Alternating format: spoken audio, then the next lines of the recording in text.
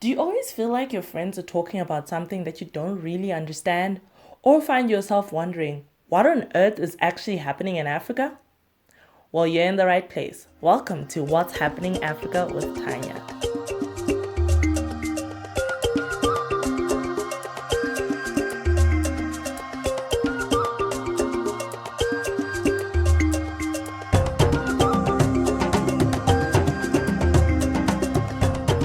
Let's get right into it. I want to start with politics. Let's talk about Bola Ahmed Tinubu.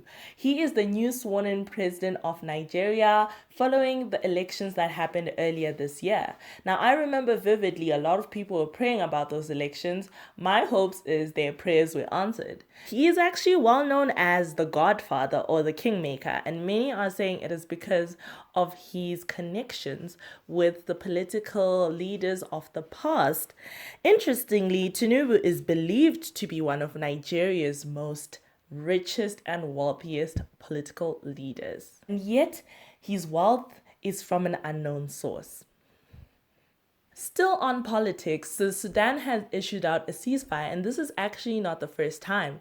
This ceasefire had actually been there for quite a bit of time and has been extended this week, and that is due to the humanitarian crisis not being fully resolved, which, in my personal opinion, will only be resolved when the war ends.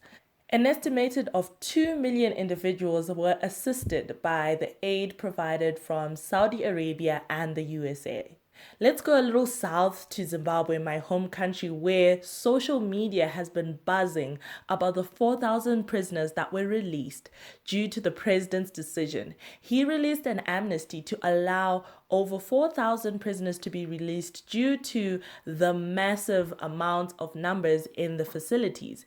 Essentially, the facilities are too full and cannot accommodate these people, so they selected a special group of individuals to be released, including individuals or prisoners over the age of 60 or have had petty crimes or are about to finish their sentences. Unfortunately, not everyone is in agreement with this, as a lot of people on social media have actually been complaining that there is some rapist that was released and he hasn't even served a full term. So, yeah, that's a real issue, but this is getting a bit tense. Let's get into entertainment. I want to talk about Young, Famous, and African. I'm not really sure if I'm saying that right. If you have Netflix or any social media platform, you probably know about it. And a lot of people are complaining because they're not really young. And the other thing is, they just talk about their wealth, cheating, and well, that's the whole essence of the show. But everyone wants a more wholesome approach to these celebrities, to these African individuals. Although that is entertaining to some, fortunately, Netflix has actually announced that they are releasing the very first African animation called Super Fab 4 or Super 4, and that will be coming out in July. So we're very excited, not only for ourselves, but the kids, because I actually enjoy some animation. Going back into news. This is very serious, actually. Cholera is on the rise. If you didn't know, many countries in Africa are being affected by the cholera uprising, pandemic, whatever you want to call it, that is crippling groups and underdeveloped sections of these countries.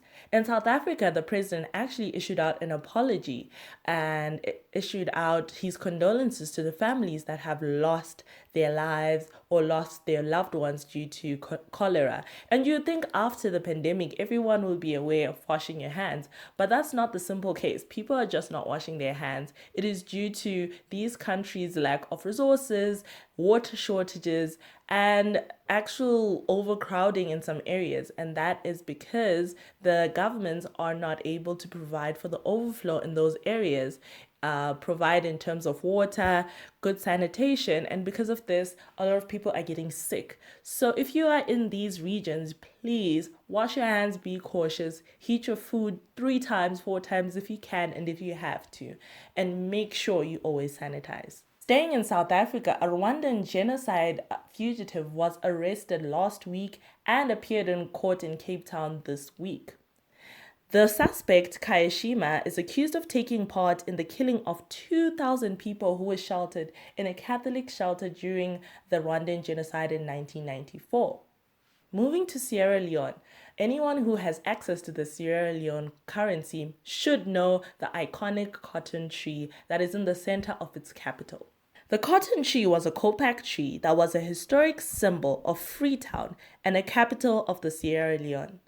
The towering tree, which once stood for several years in Sierra Leone, has fallen due to a heavy storm. Even though some of the branches were lost previously due to other storms, this was a chaotic and heartbreaking storm, with many people claiming that they have lost their Statue of Liberty and they've lost their Eiffel Tower. I, for one, feel very sad for the people of Sierra Leone, but I hope that they continue to hold steadfast as the roots that I know are still standing on that tree. President Julius Maada Bio has quoted it to be a great loss for the nation. In more interesting news, did you know that a body of an Ethiopian prince is buried in Buckingham Palace?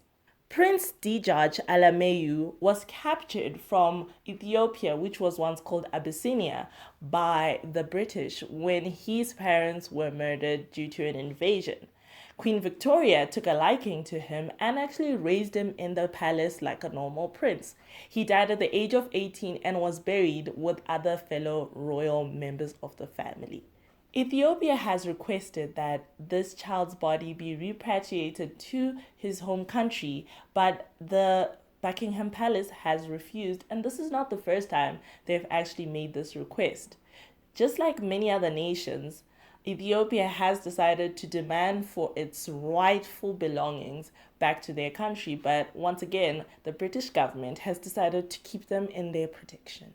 And if everyone's been paying attention, what was announced and was launched on Africa Day, which was an iconic celebratory day because, well, this is a page for Africa News, but also because it is the 60th anniversary of Africa Day. The theme for Africa Day this year was Our Africa, Our Future.